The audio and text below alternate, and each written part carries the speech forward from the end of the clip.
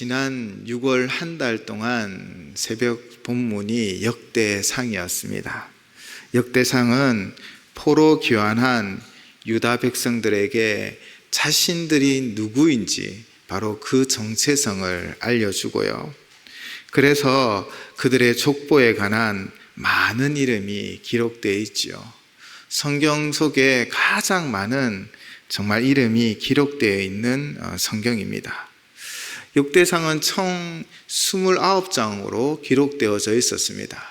그 중에 11장부터 29장까지 19장에 이르러 누구에 관한 기록이었는지 기억이 나십니까? 바로 다윗에 관한 기록이었습니다. 다윗 왕과 관련되어 모든 기록이 있었지요. 이처럼 이스라엘에서 가장 강력하고 존경받는 인물이 바로 다윗 왕입니다. 그의 마지막을 어떻게 기록하고 있을까요? 역대상 29장에는 이스라엘 백성들을 향한 마지막 명령이 기록되어 있습니다. 역대상 29장 20절에는 너희는 너희 하나님 여호와를 송축하라 라고 기록하고 있습니다. 그 마지막 순간에도 내가 위대한 것이 아니라 바로 하나님의 위대하심을 드러내며 너희는 오직 하나님만을 섬기며 그분을 찬양하고 그분을 의지하며 살아라 라고 명령하고 있는 것이지요. 이처럼 다윗은 전심으로 하나님을 섬겼던 인물입니다. 정말 다윗은 전심으로 하나님께 나아갔지요. 그러나 전심인 다윗이 완전하고 흠이 없는 완벽한 사람은 아니었습니다. 역대상 21장에는 그가 인구조사를 하였던 그의 범죄를 기록하고 있습니다. 아마도 자신의 군사력을 뽐내고 싶었는지 그는 요압에게 이스라엘을 계수하라 라고 명령하였지요. 이때 요압은 이 일이 옳지 않다라고 신하로서 왕에게 어쩌면 목숨을 걸고 간청을 합니다. 하나님이 이보다 더 많은, 하나님이 이스라엘의 숫자보다 더 위대하고 강하시니 이 일은 하나님의 뜻에 합하지 않습니다 라고 말하였지만 다윗은 그의 뜻을 꺾지 않았지요. 결국 요압을 재촉하였고 이스라엘을 계수함으로 말미암아 하나님께 범죄하고 그 징계를 당하기도 하였습니다. 또한 역대상에는 기록되어져 있지 않지만 우리는 그의 인생 가운데 가장 큰 충격적인 범죄 사실을 알고 있지요. 바로 우리아의 아내 밧세바와의 사건이었습니다. 이는 시간적으로는 인구조사 전에 일어났던 사건이었지요. 그런데 이 일로 인하여 밧세바가 임신을 하자 다윗은 그의 죄가 드러날 것을 두려워 계략을 세웠지만 그러나 그의 뜻대로 이루어지지 않았습니다. 결국 다윗은 그의 죄를 덮기 위하여 또 죄를 저지르게 되지요. 무엇이었습니까? 바로 충직한 우리아를 최전선에 보내어 결국 죽게 하였던 것이지요. 그리고 마치 자신은 이 전쟁에서 미망인이 된 한 여인을 보살피는 것처럼 이 밧세바를 아내로 맞이합니다. 어쩌면 세상은 그를 인자한 다윗으로 기억했을 것입니다. 그러나 이 일을 누가 알고 있지요? 바로 하나님이 알고 계십니다. 그래서 하나님은 누구를 보내셨습니까? 바로 나단 선지자를 보내어 그를 그의 죄를 지적하며 그의 죄를 깨닫게 하셨지요. 아무도 모를 것이라고 생각했습니다. 그러나 하나님은 다 아시고 나단 선지자를 보내었습니다. 그의 죄가 드러나게 하였던 것이지요. 이때 다윗은 어떻게 행동하였습니까? 내가 왕입니다 라고 말하지 않습니다. 그는 오직 하나님 앞에 통회하며 자복하였지요. 다윗의 전심은 그가 완전하고 무결하고 완벽하였기 때문이 아닙니다. 다윗도 우리와 같은 사람이었습니다. 그러나 그는 늘 자신의 연약함을 하나님 앞에 고백했고, 또 때로는 하나님의 지적 앞에 자신의 모든 것을 내려놓고 회개하였다라는 것이지요. 사실 우리도 어쩌면 인생을 살아가다 보면 이쯤은 괜찮기라는 생각을 가지기도 하고, 또 아무도 모르는 것 같아 그냥 넘어가려고 하기도 합니다. 그러나 하나님은 알고 계십니다. 하나님은 어쩌면 이 죄로 말미암아 다윗이 이후에 더 큰 문제를 만나고 또 더 큰 어려움을 당하지 않게 하시려고 어쩌면 나단 선지자를 보내어 미리 이 죄를 보여주시고 깨닫게 하시고 해결하게 하신 것이지요. 이때 우리는 다윗처럼 하나님 앞에 나아가야 합니다. 하나님 앞에 진실함으로 나아가 죄를 고백하며 하나님의 은혜를 구해야 하는 것이지요. 이 모습이 바로 다윗의 전심입니다. 오늘 7월 첫 예배를 시작하는 우리가 이 말씀을 통하여 다윗의 전심을 깨닫고 또 이 한 구절을 통해 7월 한 달 동안 우리의 삶의 방향성을 잡아가는 우리 모두가 되시기를 주님의 이름으로 축원을 드립니다. 오늘 한 절 이 말씀에 무엇이 담겨져 있습니까? 먼저 다윗은 하나님 앞에 회개하며 하나님이여 라고 고백하고 있습니다. 하나님이여 라는 이 고백에 무엇이 담겨 있습니까? 하나님은 모든 것을 아시는 분이십니다. 하나님은 우리의 진정한 인도자가 되어 주십니다. 하나님 밖에 없습니다 라는 그의 마음이 담겨 있는 것 같습니다. 죄를 지적받고 죄인임을 깨달은 다윗은요, 오직 하나님밖에 나의 죄를 용서하여 주시고 다시 나를 일으켜 세워주시고 다시 나를 변화시킬 수 있는 분은 오직 하나님밖에 없음을 고백하며 나아가고 있습니다. 여러분, 우리의 인생에도 우리가 실수하고 넘어질 때가 있지요. 우리가 잘못된 선택으로 말미암아 잘못된 길로 가고 그로 말미암아 고난을 당하기도 합니다. 그러나 이 모든 것을 바로 잡아주시고 우리를 바른 길로 인도하여 주시는 분이 누구입니까? 우리의 선한 의지, 우리의 생각, 우리의 결심으로는 가능한 것이 아닙니다. 바로 우리 하나님이 우리를 정결케 하여 주실 것이고 우리를 바른 길로 인도하여 주실 줄을 믿습니다. 다윗은 이 믿음으로 오늘도 고백하고 있는 것입니다. 우리도 7월 한 달 동안 오직 하나님만 찾고 그분을 의지함으로 그분의 인도함 받는 7월 한 달이 되시기를 주님의 이름으로 축원을 드립니다.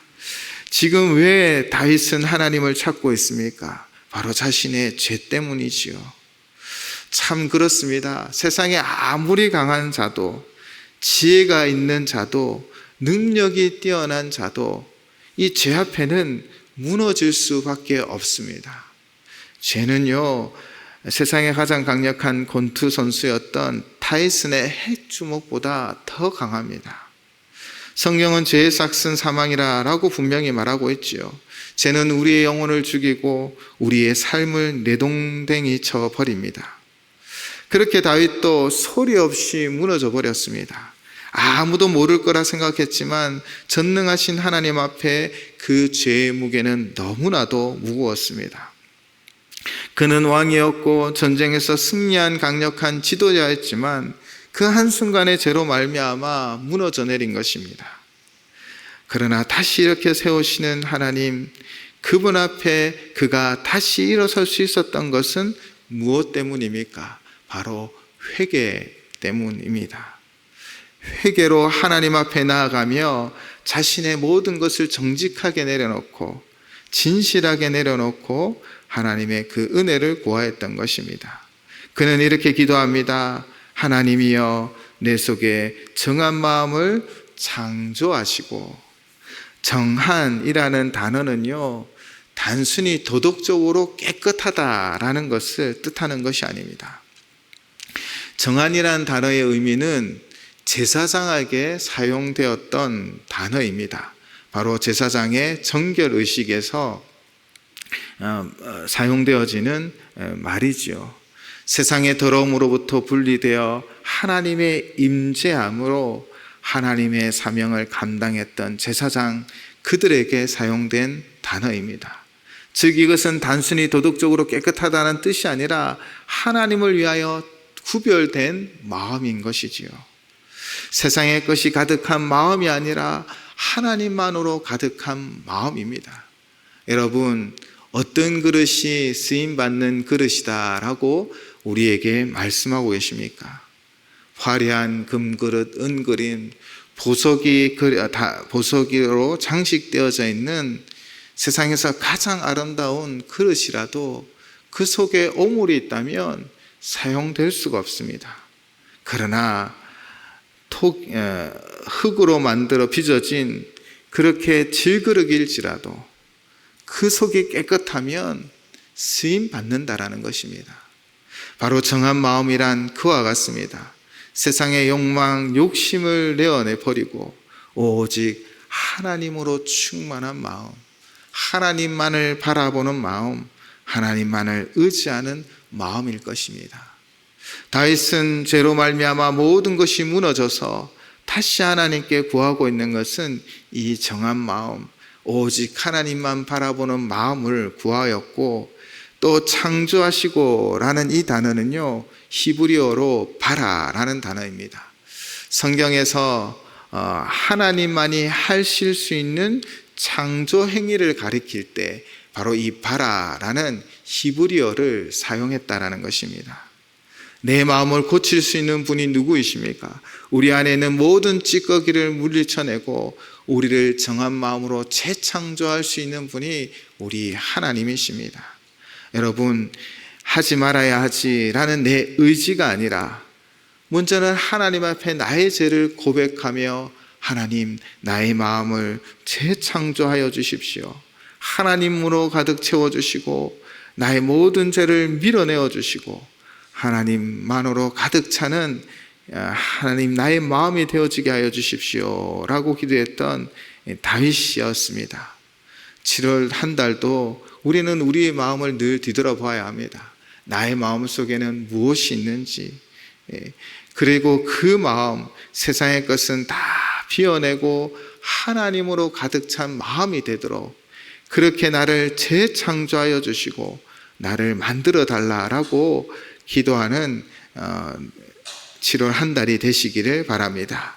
또한 우리가 간구해야 할 것은 내 안에 정직한 영을 새롭게 하소서라고 간구하셔야 합니다.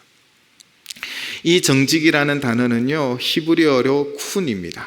바로 확고하다, 견고하다, 확립하다라는 의미가 담겨 있지요. 그래서 성경 각 줄을 보시면요, 여러분 번호가 적혀 있는데 이 번호 아래에 설명이 있죠. 바로 견고한이라는 의미를 담고 있다라는 것입니다. 다윗은 이 견고한 마음을 새롭게 하소서라고 기도하고 있습니다. 이 새롭게 하소서의 히브리어는 하다시입니다. 새 것처럼 회복하는 것, 즉 완전히 리뉴얼하는 것을 말합니다. 다윗은 한때 주님의 사람으로 살았지만 죄로 인하여 그의 영혼은 병들고 약해졌습니다.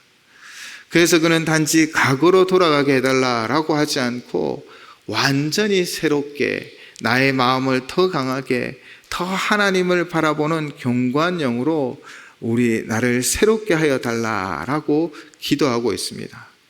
우리도 인생에서 실패할 수 있고 우리의 신앙이 흔들릴 때도 있습니다. 그래서 우리는 망가지고 또는 넘어지고 때로는 쓰러질 때도 있습니다.